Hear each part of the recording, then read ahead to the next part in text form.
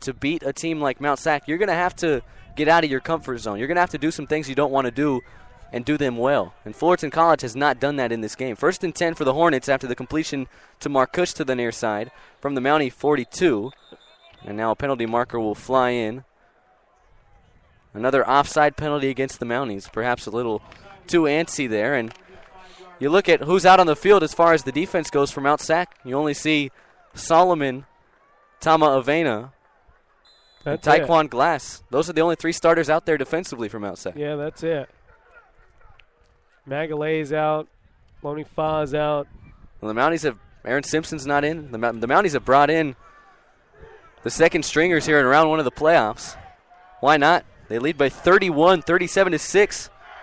3:20 remaining in the third. Verhey going to drop back to throw. Deep downfield, and it's picked off. Taekwon Glass across the 20, has lots of room to the far side of the field. Taekwon Glass has Joey Verhey to beat.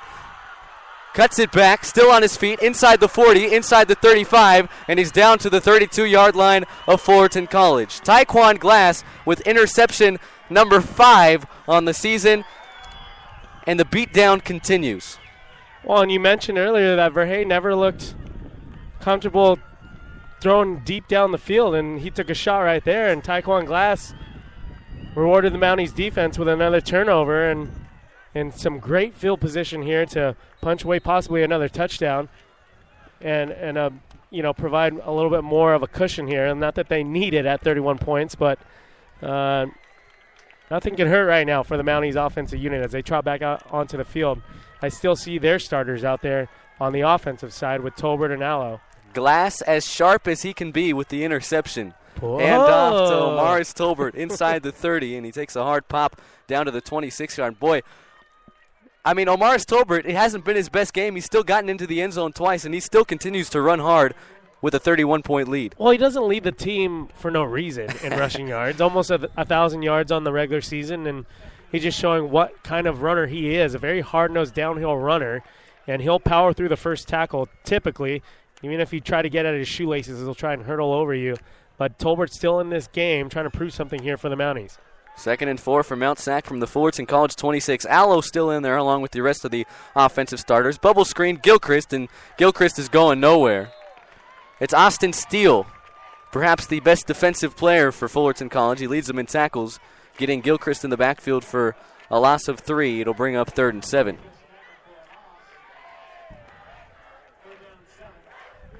Very quickly here, it's 3rd down and 7 yards to go for the Mounties, but probably something in the air again for Allo to look for, as I see Macon and Gilchrist out there, along with Simpson as well.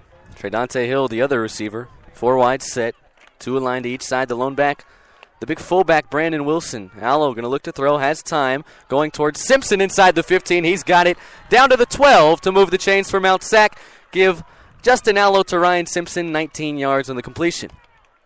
Nice play there by Simpson, just really going one-on-one and with an out route towards the near side of the field, provides a first down for the Mounties, and inside the red zone we go here for Mount Sac. The Mounties on the fortunate end of a lot of blowouts this year, Brian, but I won't hesitate to say this is their most important and most impressive performance of the season. Because they've been taking care of the ball. 1st and 10 from the 12. Handoff. Tony Gates has nothing but open green grass to the near side of the field, and he'll go 12 yards into the end zone for another Mountie touchdown.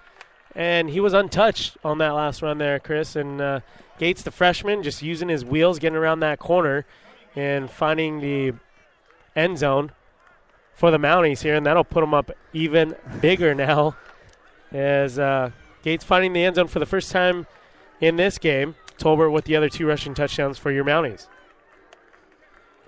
So Tony Gates, the freshman, with his first rushing touchdown of the evening. Alberto Villarreal adds the PAT. And the lead now 38 points for Mount Sac with 1:16 left to go in the third quarter here in the Southern California Bowl. 44-6. Barring an absolute miracle, maybe even more than a miracle. I don't know what you'd call more than a miracle, Brian Tabajay, but barring a miracle, the defending Southern California champion Fullerton College Hornets will take themselves out of the playoffs in a round one upset. Not an upset, but a round one exit, rather. Yeah, and it's because of the Mount SAC defense, really. I mean, 6 points and almost 3 full quarters here, as that was the second touchdown for Gates on the season. Well, if the Mounties can hold on to this 38-point lead, they take on the winner of number 1 Riverside, who squares off at Wheelock tonight with Ventura. That game at 6 p.m. Nick Rice and Dan Godino on the call. What do you see from that game? I don't know. Ventura, since Mount SAC played them, they made a quarterback change. They've gotten a lot better. You never do know. Anything can happen when it comes to the playoffs. Exactly. It's a new season, right? All you need to do is get in. The Mounties have taken advantage of getting in, as Alberto Villarreal give him another touchback, as Sean Willis will take the knee in the end zone. Fullerton College is mentally just out of this game. I don't know if they'll even get another field goal. And that's tough. I'm looking down at the sideline right now. You have a majority of their players sitting on the bench, not even facing the field, their benches, and they're just not. It's just their body language. I don't get a good feel from it. The crowd's out of it, obviously. They're down 44-6 at home in the first-round matchup after winning their Southern Division and going undefeated in their conference. They just don't look like they even want to be here right now. And a lot of the home crowd here for Fullerton, they've hit the exits early. It's half empty here on the home sideline for Fullerton College. Nice to see the visiting side almost full there for the Mounties. 1st and 10. Verhey under duress in the backfield. He's going down again. As he is just continuing to get flushed out of the pocket. That was Fanau Kohaitulu, the 6'2 defensive end. Is he a freshman? He's a freshman. He's coming back next year. He's coming back. He'll be a starter, too. You'd have to think so. Loss of 10 yards on the sack. It's the 6th time tonight that Joey Verhey has gone down in the backfield. Not to mention he's coughed up the football twice and thrown an interception. 2nd and 20. A handoff to Maxwell. And now Maxwell taken down at the line of scrimmage. It's Alouesi again. It'll bring up 3rd and 20. It's like even the running back right now, when he got the ball from Verhey, there's no explosiveness. There's no urgency. He's like, he handed him the ball, and he just kind of stood there and took a second and absolutely just got hammered by the Mounties defense. Well, Fullerton College, they do not have to run another play here in the third quarter. They don't want to. They don't want to. They're mentally just finished after 3 quarters at home in your opening round of the playoffs. Time will run down. We got 1 quarter left to play in round 1 of the SCFA Southern California Bowl round 1 playoff game between Mount SAC and Fullerton. And guess what? It's the road team, the Mounties, all over Fullerton College, 44-6 as we head to the final quarter. And now, for the Mounties, you'd assume you'd see guys like Ryan Orozco, maybe even Matt Simcoe at the quarterback spot on the next offensive possession for the Mounties. Yeah, and earlier you were asking me, and it was a much smaller lead, but now you kind of figure out 44-6. 38-point lead. You have some wiggle room to get away with your second string units coming out to the field for the Mounties to finish this game off. It'll be a 3rd down and 21 for Fullerton College to begin the 4th from their own 14-yard line. Brian, there's been so many blowouts that the Mounties have been involved in, and luckily for Mount SAC, they've been on the winning end of each and every single one of them. The 2 losses, one to Long Beach coming by 3 points and one to Riverside coming by 4. But I start to always ask you about the running clock. You see it in high school. If the lead's more than 35 points in the second half, we'll have a continuous running clock. Yeah. In college, unfortunately, not the same thing.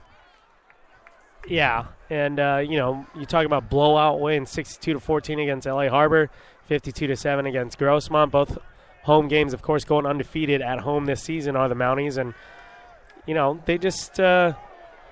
Well, 3rd and 21 here. Verhey going to throw it up for grabs to the near sideline, and it's incomplete. Fortunately for the fans and you and I, Chris, we're on the winning side of those blowout victories.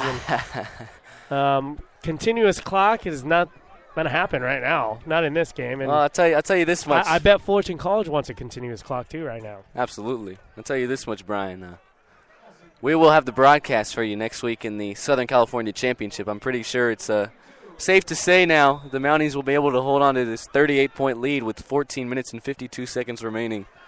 All that has to happen now is Riverside has to put up their end of the deal and win this game tonight at home against Ventura. And you can tune into that broadcast right here on Spreaker.com/National Sports. Casey Iman to boot it away.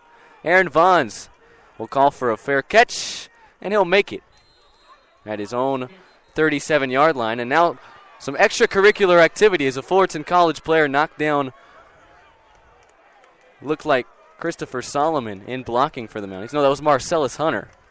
Glad there were no penalty flags thrown there because right now with this lead, and of course the home team very frustrated, and they get into your heads any way they can. Right now they're just trying to draw some extra energy off some punt coverage. That's how desperate they are. So right now you got to take out your frustration somehow. Yeah, and I don't blame them, but that's not the way to do it. That's not the way to do it. Mounties will start at their own 37, 44-6. The Mounties lead 14-44 remaining in this one. Ryan Orozco, backup quarterback in for the Mounties in round one of the playoffs. So Justin Allo, all he has to do is play 3 quarters, and he's moving on to the Southern California Championship against Riverside or Ventura next week. Hand off to Brandon Wilson, who's up ahead to the 40 for a pickup of 3. And I bet they just run the ball again the rest of this game here. He's got to kill this clock if you're the Mounties. And Coach Jabs knows what he's got to do the rest of the way here. Yeah, he knows a thing or two about winning, huh? 101 different ways of winning. Yeah. It'll be 102. Yeah. In a matter of moments. 2nd and 7 for Mount Sac. Orozco, a sophomore. 6'6", 225 pounds out of Ayala High School in Chino. Snap is back. He'll hand off to Marcellus Hunter, who's stacked up after a pickup of 1. We have our colleagues in the house tonight here at Yorba Linda High School, Chapel Stadium. I see Nick Rice and Dan Godino doing their scouting as they know if they pull off the victory tonight, which they should against Ventura, they'll match up in the Southern California title for the SCFA. Brian, we got to find a way to get you to the game next week. You want to fly me home? You can fly yourself home. Nick Rice sporting the N1s, man. Talk about a throwback. Yes, sir. 3rd and 7. Orozco going to air it out. Kennedy Sykes made the catch, but he was out of bounds. Incomplete. And the Mounties will be forced to punt. Well, Kennedy Sykes, a freshman, big target out of Lakewood High School. He figures to be a big part of the Mounties' offensive success next year at the wide receiver spot with Gilchrist and Macon leaving. Well, yeah, 6'4" frame. So he's part of that 6-foot crew on this Mounties wide receiving core, 6'3" and 6'6" for Gilchrist and Macon. Like you said, he'll be a very viable weapon for whoever steps up to be the next quarterback for the Mounties next season. Low snap. Fulham gets off the punt. Fullerton College might have gotten a piece of it as it heads on out of bounds at the 34-yard line. So the wind picks up. The Mounties with their first shanked punt of the evening. 13:08 remaining in the fourth. 44-6 Mount Sac. And the wind picked up right before the half too, as Fullerton missed their last-second field goal attempt in the first half. Well, Brian, the wind's been sticking around. The wind came strong, and there went the Fullerton College Hornets. Because, I mean, Hornets are what? Small little bugs. I mean, with this wind, probably like 15, 20 miles per hour, they can't fly in. Maybe a 44-mile-an-hour wind. I tell you, a Mountie can. Play action now. 1st and 10. He'll jump off the pass to Holt to the near side of the field. He's into Mountie territory. Big blow there. Delivered by Darius McKinney, the 5'10 sophomore out of Thomas Dale High School in Pomona. It'll be a first down, though, for Holt and Fullerton College.